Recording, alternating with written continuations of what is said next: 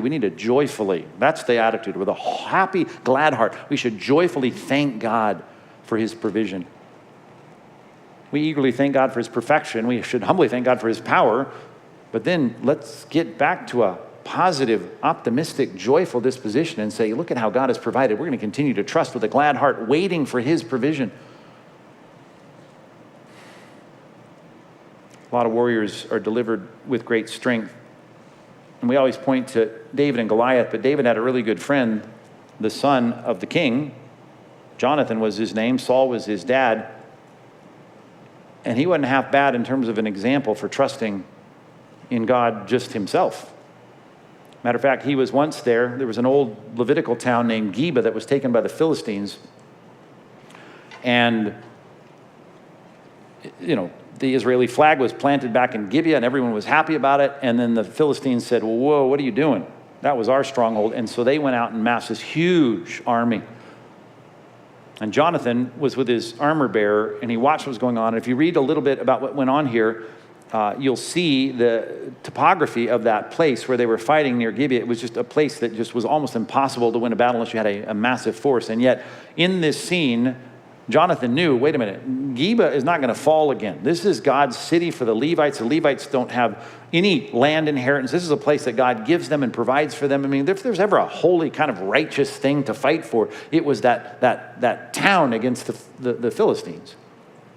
And so one of my favorite lines in 1 Samuel comes from Jonathan, who turns to his armor bearer as they say, we're going to go and try and do what we can.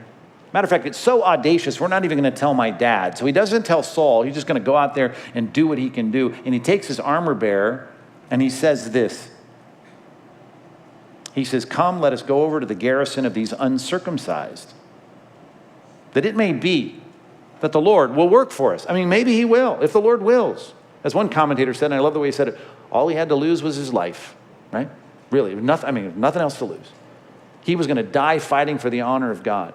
As Jesus said, don't worry about the one who can kill the body, because there's something much bigger than that. There's me. Trust in me. Hope in me. Fight for me. And even as Paul said, and from a prison cell, even if you die in that prison, God's going to be glorified either by my life or by my death, but I'm not going to stop trusting him. Let's go over to the garrison of these uncircumcised, that it may be that the Lord will work for us. For nothing can hinder Yahweh by saving, whether by many or by few. Really doesn't matter. It says in verse 14, later in that passage, they went out and fought, just the two of them now, and they struck down 20 men in a half an acre space near this topographical feature that was described. So in a very small space, 2 guys killed 20 guys. Now that's not a bar fight you want to get in, right? 20 to 2. That's a 1 to 10 ratio. That's not good. And yet God did exactly what Jonathan said God could do. He trusted in God with that optimistic trust. He didn't say, woe is me, I guess our back is against the wall, let's go home. He didn't even say, well, let's try, but we're probably going to lose. He said, if it's the Lord's will, he's going to work for us. Text talks about the eye of the Lord on those who fear him in verse 18. Probably one of the most famous verses you think of if you know anything about your Bible. In 2 Chronicles 16, Asa was talking to a prophet, Hanani, and Hanani was saying to Asa, listen, the eyes of the Lord roam to and fro throughout the whole earth, looking for someone's heart who's fully his, looking to strongly support someone that just has a heart that's fully his. And we quote that all the time. You'll see it in Dayspring cards, and that's just a really inspiring verse. But do you know the context of that? Asa, third king of Judah, was really in a tough spot because this is when the rivalry was really hot between the northern tribes and the southern tribes, and he was the king of the south, right? King in Jerusalem. And his brothers of the north, the 10 tribes, decided to fight against them, and so they were really gearing up for a war, and he was afraid that he was going to lose his kingdom. So he made a covenant, a treaty, an alliance with the people that lived on the other side, way up north, above the northern tribes in Syria. We already talked about Naaman this morning in Damascus. He was in charge, the king, Ben-Hadad. So Ben-Hadad's the king, and he goes and sends a messenger and says, come fight with me. The problem with that is you think, what's wrong with that? Ancient alliances all the time in the ancient world. Well, that's true. But this alliance was one that he knew was breaking a treaty that he'd already made. He had given his word, Ben-Hadad, to the northern kingdom to be an allied support for them. So basically, he bribes them. Now, here's the thing about the Bible, very clear from Moses' day, bribes, God hates them. You don't bribe people to get what you want. You made a promise. I'm not going to say, well, how much would it take for you to break your promise? That's exactly what Asa did. Now, Asa had a lot of good things on his resume in terms of how he trusted the Lord, but he did not trust the Lord here. And so he goes and makes this deal, and it displeases God very much. And he reminds Asa through the prophet Hanani, and he says, listen, don't you know how I've delivered you in the past? Can't you trust me based on your past track record?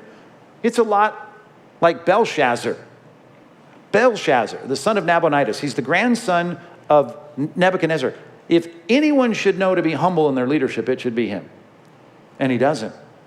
God has to spell it out on the wall of the palace during his banquet. Remember that? You've been weighed in the balances and found wanting. And Daniel has to come on the scene and say, you know why? Because you didn't learn the lesson from your grandpa. Didn't you see that?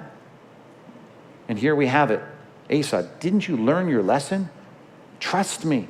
Hope in me. Be confident in me. And he says this, the eyes of the Lord are going to and fro throughout the whole earth. He's just looking for someone to strongly support, someone whose heart is fully his. We know that part of the verse. But it said this, you've done foolishly in this. From now on, it's going to be war. You didn't rely on the Lord. You didn't trust me. Those are the words of verse 8. You didn't rely on the Lord. God would like to strongly support us, but it takes a humble, dependent, praise-filled Christian that recognizes God's provision. It comes from his hand. There's a great verse in the Proverbs that talks about, here's how it's translated, commit your work to the Lord and your plans will be established. That Hebrew word to commit is the Hebrew word to roll something over.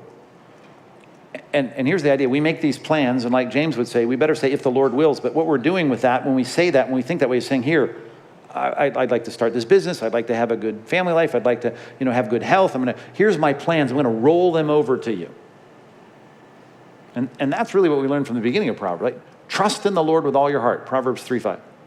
Lean not on your own understanding. In all your ways, acknowledge him. Not in all your spiritual ways, not in all your, difficult ways, not in all the painful ways or the scary ways. In all your ways, acknowledge him. Have that in your mind. Take all those plans and roll them over to God. And he will make your paths straight. You know the next verse in that passage? Be not wise in your own eyes.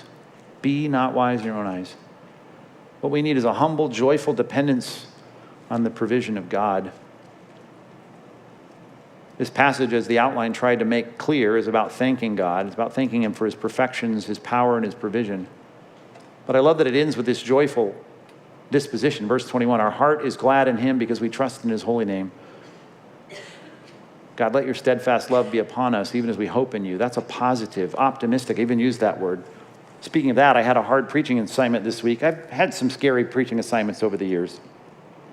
Some big auditoriums and things like that have been scary, but usually I'm pretty comfortable on this platform because this is our own church.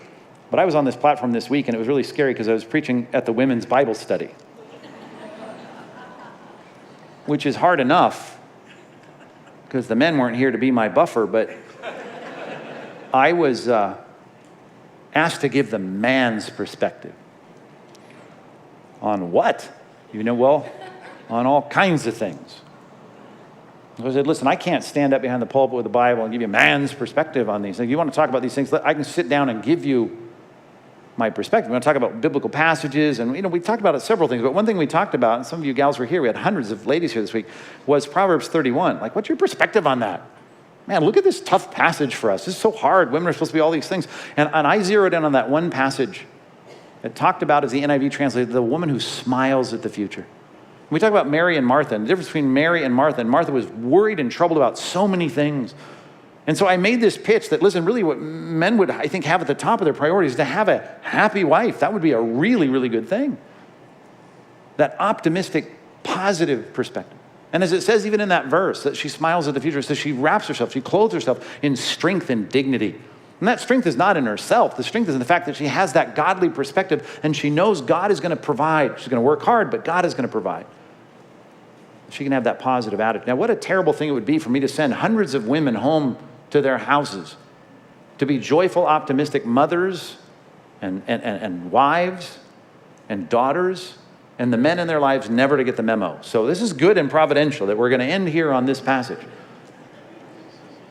Because how important it is for you, men and women, to recognize that no matter how bad it may be, the Apostle Paul, when he speaks from prison to a bunch of people in Philippi, he says, you need to rejoice in the Lord always. I'll say it again, rejoice. As he preaches this message from prison to them, he says, let your forbearing spirit, your reasonableness, as the ESV translates it, let's have that sense of an even keeled, I'm fine. And here's how it ends. You want to explain that word? Here it comes. I know the secret of contentment. I know what it is to have a lot and a little. It's fine. It's fine. Because I can do all things through Christ who strengthens me. And that is not a verse for high school football teams, you understand. That's a verse for the fact that it doesn't matter. Because I have a relationship with a God. I explore his perfections. I understand how great he is. I see what a powerful God he is. And I cling to him with a humble, dependent, joyful faith. I wait on the Lord. And you know what? I can handle it, whether things are good or bad. That even keel, optimistic, joyful, glad heart is what God is looking for in his people. Not going to happen without worship. Not going to happen without praise. That's what this passage is all about. Thank God, thank God, thank God. Hopefully I've given you some direction here. It'll affect your attitude eagerly, humbly, and joyfully.